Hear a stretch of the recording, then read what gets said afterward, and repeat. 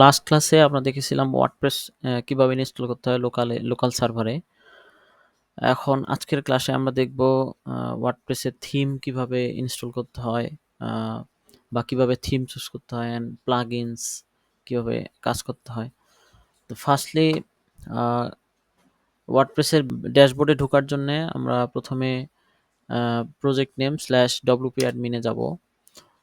WP অ্যাডমিনে গেলে আমরা ড্যাশবোর্ডে ঢুকবো। তো এখানে ঢুকতেছে না, তার কারণ হলো এর আগে আমরা যে সফটওয়্যারটি ইনস্টল করছিলাম লোকাল ডব্লিউপি যে সফটওয়্যারটি ইনস্টল করছিলাম, সেটা এখান থেকে আপনার যে লোকাল যে সার্ভারটা কাজ করবে সেটা কাজ করার জন্য আপনার এখান থেকে প্রথমে স্টার্ট করে নিতে হবে। তো ফার্স্ট আপনাকে স্টার্ট সাইট, আপনার এই যে প্রজেক্টটা থাকবে এইদিকে প্রজেক্ট লিস্ট থাকবে, আপনি সেই প্রজেক্টটাতে ক্লিক করবেন, ক্লিক করে দেন স্টার্ট সাইটে ক্লিক করবেন। ক্লিক করলে এখান থেকে আপনার সাইটটা আপনার লোকাল সার্ভারটা তখন স্টার্ট হবে। স্টার্ট করে নেওয়ার পরে এখন এটা আমরা রিলোড দিব। এটা হলো একটা ওয়ার্ডপ্রেস ওয়েবসাইটের বেসিক ড্যাশবোর্ড। এখান থেকে আপনি যখন একটা ওয়ার্ডপ্রেস ইনস্টল করবেন এরকম ফ্রেশ একটা সাইট আসবে, এরকম ফ্রেশ ড্যাশবোর্ড। তো এইখানে আমি প্রথমে এটা ওভারভিউ দিয়ে নেই হালকা পাতলা। তো এখানে আপনি প্রজেক্টের নাম দেখতে পাবেন। দেন এখানে ড্যাশবোর্ডের আন্ডারে দুইটা ট্যাব থাকবে, হোম অ্যান্ড আপডেটস। হোমে আপনি এই ট্যাবটা দেখবেন, আর আপডেটসের মধ্যে কোনো আপডেট যদি থাকে তো আপনি এই আপডেটসের মধ্যে এখানে পাবেন থিম অথবা প্লাগইন অথবা ওয়ার্ডপ্রেস যদি আপডেট আসে তো এখানে আপনি নোটিফিকেশন পাবেন। দেন পোস্টের মধ্যে আপনি সব ধরনের পোস্ট, ধরেন যে আপনি একটা ওয়েবসাইটের ব্লগ পোস্ট যে করা হয় সেটা হলো এই সেকশন থেকে করা হয়। এটা হলো পোস্ট সেকশন। এখান থেকে আপনি অ্যাড পোস্ট, তারপরে ক্যাটাগরি, তারপরে পোস্টের ট্যাগস এগুলো অ্যাড করতে পারবেন। দেন এখানে আসবে মিডিয়া। মিডিয়াতে হলো আপনার একটা ওয়েবসাইটে যত ধরনের ইমেজ, ফাইল, ভিডিও, পিডিএফ বা যে কোনো ধরনের ফাইলই বলেন, সবগুলো এই মিডিয়াতে আপনার আপলোড হবে। আপনি যখন কোনো কাস্টমাইজেশনের সময় যখন কোনো ইমেজ, পিডিএফ অথবা ভিডিও আপলোড করবেন তখন সব এখানে এসে স্টোর হবে। অথবা এখান থেকে আপনি অ্যাড নিউ মিডিয়াতে ক্লিক করে এখান থেকে আপনি সিলেক্ট করে দিলে এখানে আপলোড হবে অটোমেটিক। দেন যে ট্যাবটা আসতেছে সেটা হলো পেজেস।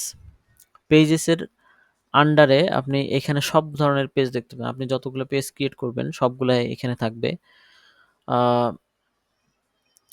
এখান থেকে আপনি অ্যাড নিউ করে নতুন পেজ ক্রিয়েট করতে পারবেন, বা এখান থেকে ডিলিট করতে পারবেন, অথবা সব চুজ করে আপনি আপনার যেটা অ্যাকশন করা দরকার, ডিলিট অথবা এডিট, এটা এখান থেকে করতে পারবেন। দেন এখানে আপনি কমেন্টস সেকশন পাবেন। ধরেন যে আপনার একটা ওয়েবসাইটে ব্লগ পোস্টে কিছু কমেন্টস আসলো, সেই কমেন্টসগুলো এখানে আপনি পাবেন।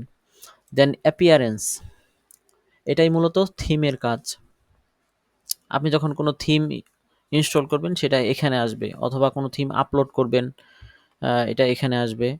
এখানে আপনার শুরুতে আমরা যখন ফ্রেশ সাইটটা ইনস্টল করছি তখন এই ৩টা থিম ছিল 2024, আর বাকি 2টা ছিল এর আগের ভার্সনের। দেন এইখানে নেক্সট ট্যাব আসতেছে প্লাগইনস। ধরেন আপনার একটা ওয়েবসাইটে কাজ করার জন্য বিভিন্ন ধরনের ফাংশনস নিয়ে কাজ করতে হয়। ধরেন যে কোনো ফাংশনালিটি, ডিফারেন্ট টাইপের যখন অ্যাকশন করা লাগবে, অথবা আপনি কোনো কাস্টমাইজার, ধরেন যে এলিমেন্টর, ডিভি, মানে এসব নিয়ে যখন কাজ করবেন তখন আপনাকে এখান থেকে প্লাগইনস, রিকোয়ার্ড যে প্লাগইন এগুলো আপনাকে এখান থেকে অ্যাড করতে হবে। দেন এখানে আপনি যেটা ট্যাব পাবেন সেটা হলো ইউজার ট্যাব। এখানে আপনার কাস্টমার হোক, অ্যাডমিন হোক, বা যেটাই হোক আপনি এখানে পাবেন। এখানে আপনি যে রোল দেখতে পাচ্ছেন এই সব ধরনের ইউজার এখানে এসে অ্যাড হবে। আর টুলসে এখানে আপনি কিছু ইম্পর্টেন্স পাবেন, এখান থেকে কিছু ফাইল ইম্পোর্ট এক্সপোর্ট, তারপর সাইট হেলথ, সাইটে কোনো রিস্ক আছে কিনা এখানে দেখতে পারবেন। বাকি এসব আস্তে আস্তে আমরা দেখে নেব যখন যেটা লাগে। আর সেটিংসের আন্ডারে আপনি এখানে সাইট টাইটেল, তারপরে ট্যাগলাইন, এগুলো আপনি থিমেও কাস্টমাইজেশন অপশনে পাবেন। তারপর ওইখানে না পাইলে আপনি যে সাইট টাইটেল, ট্যাগলাইন এখান থেকে অ্যাড করতে পারবেন। এখানে ইমেইল থাকবে, ল্যাঙ্গুয়েজ, টাইম জোন, এগুলা আপনার যার যেভাবে আপনার ক্লায়েন্টের রিকোয়ারমেন্ট অনুযায়ী যেখানে যেখানে চাচ্ছে ওখানে অ্যাড করে দিবেন। তো ওয়ার্ডপ্রেসের বেসিক ড্যাশবোর্ডটা আমরা আলোচনা করলাম। তো এখন আমরা দেখব একটা থিম কিভাবে ইনস্টল করতে হয়। থিম ইনস্টল করার জন্য প্রথমে আপনাকে অ্যাপিয়ারেন্সে যেতে হবে। অ্যাপিয়ারেন্সে যেয়ে এখানে add new theme, add new থিমে ক্লিক করলে আপনি এখানে সার্চ বারের অপশন পাবেন। এখানে আমি প্রথমে আপনাদেরকে আস্ট্রা থিমে দেখাবো কাস্টমাইজেশন করে এলিমেন্টরে। আমরা ফ্রি ভার্সনটা ইউজ করব। এখানে লিখে আপনার এন্টার দিতেও পারেন, অথবা লিখলে আপনার অটোমেটিক রিলোড হয়ে আসবে থিমগুলা। তো এখান থেকে আমরা থিমটা ইনস্টল করে নেব আস্ট্রা।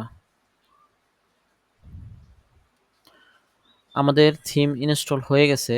এখন এটাকে অ্যাক্টিভেট করতে হবে। আমি এখান থেকেও অ্যাক্টিভেট করতে পারবো, অথবা আমি যদি থিমসে যাই, আমরা এখানে ওভারভিউটা দেখি।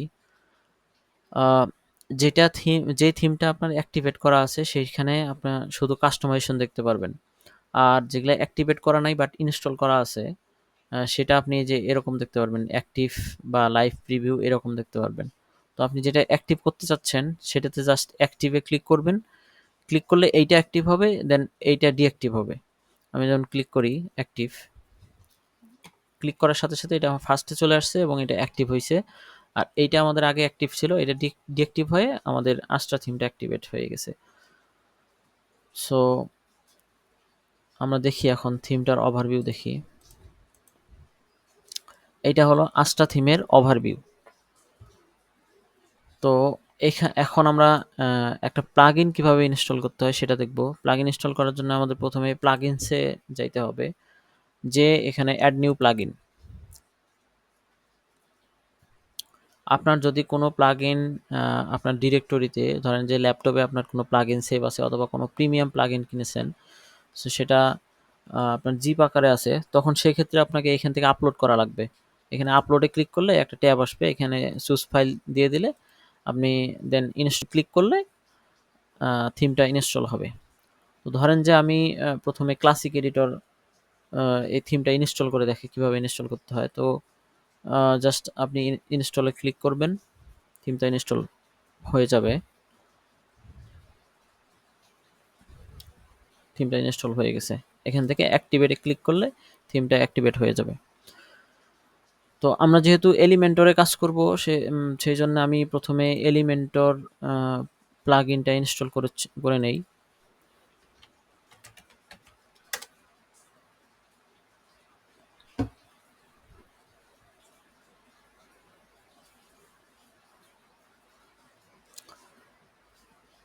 এটা হলো আপনার এলিমেন্টর ওয়েবসাইট বিল্ডার। মূলত আমরা যে ডিজাইন করব, আমরা এই থিমটা চুজ করার একটা মূল কারণ হলো এই থিমে আপনি যে কোনো ধরনের কাস্টমাইজেশন করতে পারবেন। আমরা যেহেতু মোটামুটি সব কাস্টমাইজেশন করব স্ক্র্যাচ থেকে, এই জন্য আমি এই থিমটা চুজ করেছি, যাতে সব ধরনের কাস্টমাইজেশন এখান থেকে করা যায়। আমরা অবশ্যই থিমের কোনো কিছু ইউজ করব না, যেহেতু ফ্রি থিম এখানে তেমন কিছু নাই। সো আমরা স্ক্র্যাচ থেকেই এলিমেন্টর ওয়েবসাইট বিল্ডার দিয়ে আমরা কাজটা করব।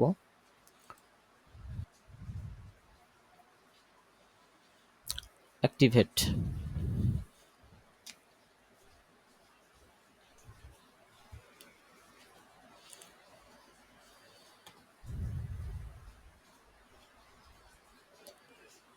এখানে আমরা প্লাগইনটা অ্যাক্টিভেট করার পরে আমরা সাইটে যাই। সাইটে গেলে আমরা কোনো পরিবর্তন দেখতে পারবো না। এটার কারণ হলো আমরা জাস্ট থিম ইনস্টল করেছি। এখন যে ওভারভিউটা আসতেছে এটা থিমের ওভারভিউ, প্লাগইনের কোনো ওভারভিউ এখানে আসবে না। আমরা যখন প্লাগইন দিয়ে কোনো কাস্টমাইজেশন করব তখন আমরা দেখতে পারবো চেঞ্জেস। তো আমরা প্রথমে একটা পেজ ক্রিয়েট করে নেই, অ্যাড নিউ পেজ। এখান থেকে আমরা ধরলাম একটা হোম পেজ ক্রিয়েট করে নেই। আপডেট। আমি এই পেজটাকে, যে পেজটা ক্রিয়েট করে নিলাম সেটা হলো এই পেজ। এই যে হোম হোম দেখতে পাচ্ছি। তো এই পেজটাকে আমরা এডিট করি, এডিট উইথ এলিমেন্টর।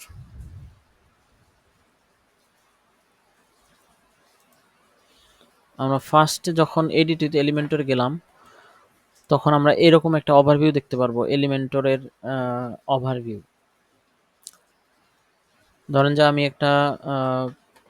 আমি এটার কথাই ধরি, একটা লোগো থাকবে, তারপরে একটা মেনু থাকবে, অ্যান্ড দেন রাইট সাইডে একটা আপনার বাটন থাকবে। এটা করার জন্য প্রথমে আমাদেরকে এখানে প্লাসে ক্লিক করতে হবে। ক্লিক করলে ফ্লেক্স বক্সে ক্লিক করলে আমার যেহেতু 3টা কলাম দরকার, এই একটা কলাম, এই একটা কলাম, এই একটা কলাম, 3টা কলাম দরকার। তো আমরা প্রথমে 3টা কলাম নিয়ে নেই এখান থেকে। দেন এটা যেহেতু লোগোর পার্ট, লোগোর জন্য আমরা একটা ইমেজ নিই এখান থেকে।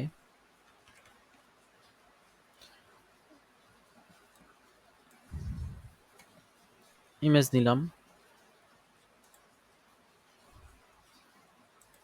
এই ইমেজটা আমি সেভ করে নিই। সেভ করে নিয়ে আমরা এটা ইউজ করব। তো এইখান থেকে ইমেজটা ড্র্যাগ করে এখানে নিয়ে নিলাম, আমাদের ইমেজটা বসে গেছে। তো দেন আমাদের ছিল ন্যাব মেনু অ্যান্ড দেন একটা বাটন। তো ন্যাব মেনুর জন্য এখানে আমাদেরকে সার্চ করতে হবে ন্যাভ মেনু। এটা লক করা দেখতেছি, এটা হলো এলিমেন্টর প্রো ভার্সনের জন্য। এইটা আমরা ন্যাব মেনু কিভাবে নিতে হয় এটা পরে দেখব।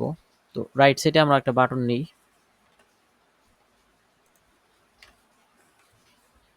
বাটনটা নিলাম। ধরেন যে বাটনের টেক্সট দিলাম